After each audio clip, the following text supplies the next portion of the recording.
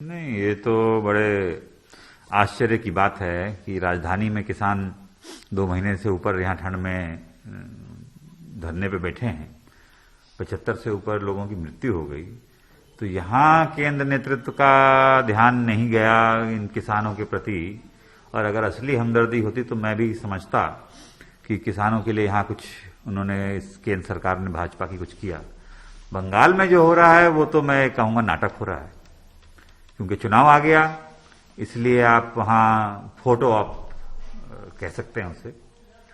मगर बंगाल की जनता जानती है कि जिस सोच और जिस कार्यशैली से भारतीय जनता पार्टी कार्य कर रही है वो बंगाल के जनता के हित में नहीं, उसके संस्कार और संस्कृति से कतई मेल नहीं खाता है। और आने वाले वक्त में बंगाल की जनता इसका करारा जवाब देगी।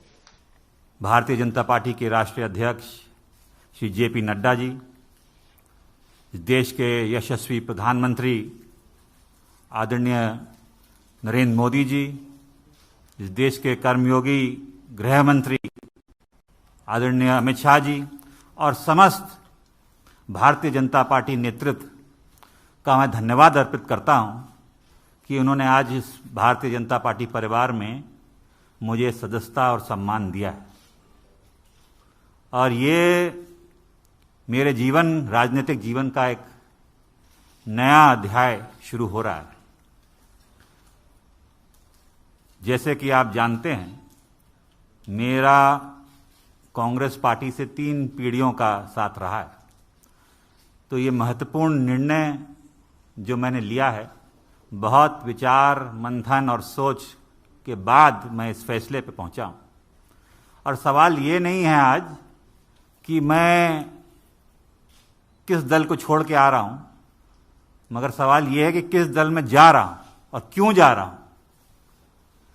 ये मैंने पिछले कुछ वर्षों से, 8-10 सालों से महसूस किया है अपने अनुभव में, राजनीतिक जीवन में, लोगों से मिलकर भ्रमण करके देश भर में, कि अगर आज कोई इस देश में असली माने में कोई राजनीतिक दल है जो संस्थागत इंस्टीट्यूशनल दल है,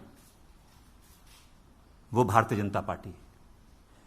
बाकी दल तो व्यक्ति विशेष और क्षेत्र के हो गए, मगर राष्ट्रीय दल के नाम पे अगर आज भारत में कोई दल है तो भारतीय जनता पार्टी है।